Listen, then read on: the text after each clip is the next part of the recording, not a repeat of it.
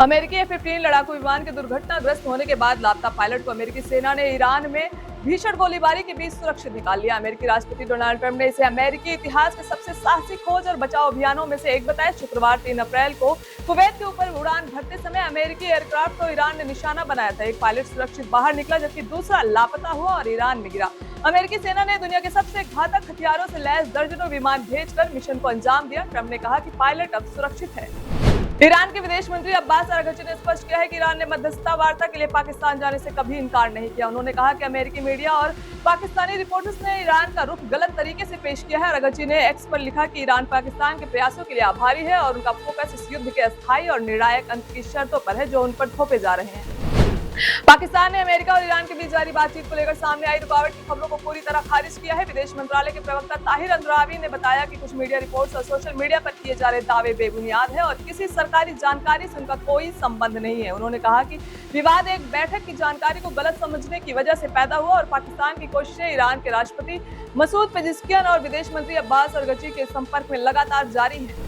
Hormuz straight में वैश्विक shipping दबाव के बीच एक नया समुद्री मार्ग सामने आया है जिससे तेल, एलएनजी और कार्गो जहाज सुरक्षित रूप से गुजर रहे हैं। आईएस और रिमोट सेंसिंग डेटा के अनुसार कम से कम 4 बड़े जहाज इस नए मार्ग से होकर गए हैं जो पारंपरिक रास्तों और हाल ही में ईरान द्वारा बनाए गए रूट से अलग है। यह मार्ग अंतर्राष्ट्रीय जल सीमा से बसते हुए ओमान की समुद्री सीमा के भीतर स्थित है जिसे जहाज अपेक्षाकृत सुरक्षित तरीके से गुजर पा रहे हैं। वैश्विक समुद्री मार्ग व्यापार के लिए यह राहत भरी खबर है, लेकिन अब सवाल यह है कि ईरान इसे नए रूट को लेकर क्या कदम उठाएगा। मिडिल ईस्ट युद्ध के 37वें दिन हॉर्मुज़ स्ट्रेट में स्थिति तनावपूर्ण बनी हुई है, लेकिन युद्ध के बाद पहली बार जापान और फ्रांस के कॉमर्शियल जहाज सुरक्षित रूप से इस स्ट्रेट से गुजरने में सफल हुए हैं। ट्रंप ने 48 घंटे में स्ट्रेट खोलने का अल्टीमेटम जारी किया है, जबकि पाकिस्तान में जारी मध्यस्थता वार्ता पर ईरान ने अपना रुख स्पष्ट किया और बातचीत में कोई रुकावट नहीं होने की बात कही। यह कदम वैश्विक शिपिंग और तेल आपूर्ति के लिए राहत भरी खबर मानी जा रही है। इटली के प्रधानमंत्री जॉर्जिया मेलोनी ने यूएस इजराइल युद्ध के बीच सऊदी अरब, कतर और संयुक्त अरब अमीरात दौरा किया है, जहां उन्होंने ऊर्जा सुरक्षा और क्षेत्रीय तनाव को कम करने की बातचीत की। यह उनके लिए पहला ऐसा खाड़ी दौरा है जब से संघर्ष शुरू हुआ। मेलोनी ने कतर के अमीर से भी मुलाकात कर ऊर्जा आपूर्ति प्रभावित होने की स्थिति में समर्थन और सहयोग पर चर्चा की, खासकर हॉर्मुज़ स्ट्रेट पर दबाव और आपूर्ति जोखिम के बीच। आज मध्य पूर्व में यूएस इजराइल ईरान युद्ध के बीच ईरान ने बहरीन की प्रमुख तेल रिफाइनरी पर मिसाइल और ड्रोन हमला किया, जिससे प्लांट में जबरदस्त आग लगी और आसमान काले धुएं से भर गया। बहरीन गृह मंत्रालय की शुरुआती रिपोर्ट में स्थानीय सिविल डिफेंस को आग बुझाने के लिए तैनात बताया गया। हालांकि अभी तक इस हमले की आधिकारिक पुष्टि और किसी संभावित हताहत की जानकारी नहीं मिली। इस सामरिक ठिकाने पर हमला खाड़ी क्षेत्र की ऊर्जा सुरक्षा और वैश्विक तेल आपूर्ति पर दबाव डाल सकता है।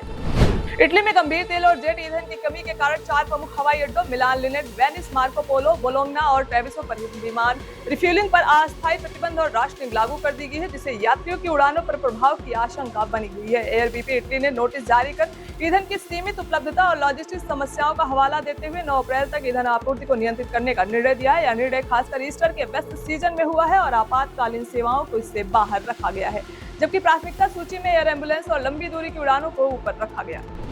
मिडिल ईस्ट संघर्ष के 37वें दिन ईरान ने कुवैत में ड्रोन हमलों के 2 बड़े पावर और प्लांट्स को निशाना बनाया है, जिससे बिजली बनने वाली यूनिट ठप हो गई है। भारी नुकसान, हालांकि किसी के हताहत होने की खबर नहीं। इससे पहले सुवाइक तेल खेत क्षेत्र और सरकारी दफ्तरों पर भी ड्रोन हमले हुए, जो खाड़ी देशों की सुरक्षा और आपूर्ति श्रृंखला पर बड़े सवाल खड़े कर रहे हैं। इजराइल के तेल अवीव में शनिवार 4 अप्रैल शाम को सैकड़ों लोगों ने ईरान के खिलाफ जारी युद्ध और संघर्ष का विरोध किया और सड़कों पर उतरकर डोंट बॉम्ब टॉक जैसे नारों के साथ प्रदर्शन किया। पुलिस को कुछ प्रदर्शनकारियों को हिरासत में भी लेना पड़ा। विरोध मार्च में शामिल लोग प्रधानमंत्री बेंजामिन नेतन्याहू की नीतियों और देश की युद्ध नीति को चुनौती दे रहे थे, जबकि कई ने ईरान के साथ जारी लड़ाई को समाप्त करने और बातचीत शुरू करने की मांग की थी।